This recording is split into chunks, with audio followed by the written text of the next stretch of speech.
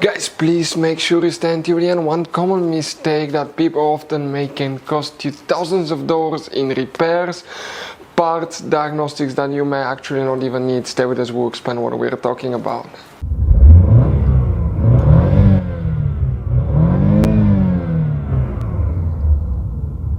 Hey guys, welcome back to Electrical Car Repair Live. Thank you guys for watching and subscribing to the channel. Today will be super helpful video to any of you having a Chevy Tahoe or Chevy Suburban, that generation here from year 2014 to year 2020. If you have one of those, if you have a problem where the horn does not work, we'll explain guys the top 3 things we see here at the garage, what often can cause it. It could be simple fix. We'll explain where you can buy cheap parts and tools guys, that way you do not waste money and time. All that guys will be provided absolutely free for your convenience. Please make sure you stand till the end. So before we start guys, let us tell you a little bit about us. Every single car we get here at the garage, we try to make at least 200 to 300 free repair videos. We take them guys completely apart. We show you how to fix engines, transmissions, bodywork guys, engine codes, transmission codes, fuses, relays as well guys. Why we do all that? Because our mission in the shop is to save as much money as we can. All we need in return, please subscribe to the channel, like the video, that way we can keep making these free videos. Guys, we have more than 15,000 free repair videos on our YouTube channels that can save you thousands of dollars in future repairs. And if you guys need to buy any parts, tools at a good price, quick shipping, that way you do not waste money and time, we'll put the link in the description of the video below for your convenience. Please check it out.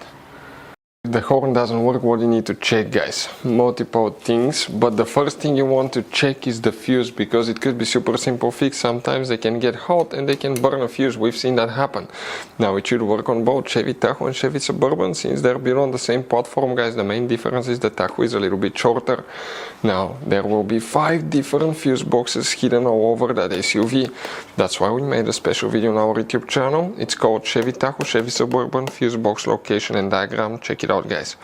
Go ahead first and open the hood. Here facing the engine on the right side we have a fuse box guys. Okay, that's on the driver's side. You see that's a brake fluid reservoir. Next to it, open that cover and you're going to find a fuse box with a layout like this one here. Before we continue, let's explain quickly why it's always a good idea to test fuses and relays. It is guys very important to test fuses and relays. On those fuses you cannot clearly see if they're burnt or not, especially you can see in the J-case fuses as well. And if you guys assume, okay, let's say you remove a fuse, you look at it and you assume guys that it's actually a good fuse, but it's actually a bad fuse. Sometimes you cannot clearly see that. What can easily happen guys at that point, you can put the bad fuse in and you start replacing parts and tools that you don't need to, so you lose your time, you lose your money to fix a problem that doesn't exist, when all we had to do is test the fuse and replace it. We'll put a link to a special video that will teach you how to test fuses, how to check relays very easily as well guys. So check it out, it will be in the description of the video below. So for the horn, what we need to check, let's zoom in guys. Now fuse and relay, let's talk about that. The first thing that you need to check, the main 15M fuse is known as fuse number 93. We're talking about this fuse right here. That's fuse 93 guys. Now guys, there is another thing too. None of these relays is for the horn. Usually the horn has a relay and you can hear it clicking. Most of the times it's on the bottom of that fuse box. It's integrated in the fuse box. They're not serviceable. You hope that's not the case, that the relay went bad, because you will either need to replace the fuse box or you need to take it apart, okay, and actually remove that relay and solder a new one. Now another thing that can cause the horn not to work, the second reason we see quite often, is a bad horn.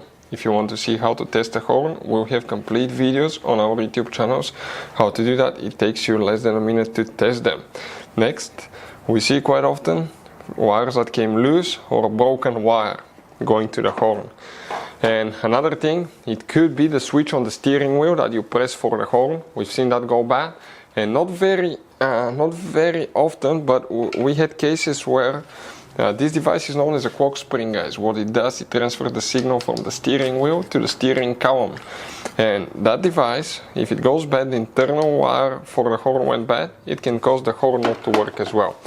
We had only a few cases of that, but most of the times it's a bad fuse or a bad horn or wiring harness that causes that. So guys, I want to show you now something. Okay, check this thing out. You have all different kinds of fuses.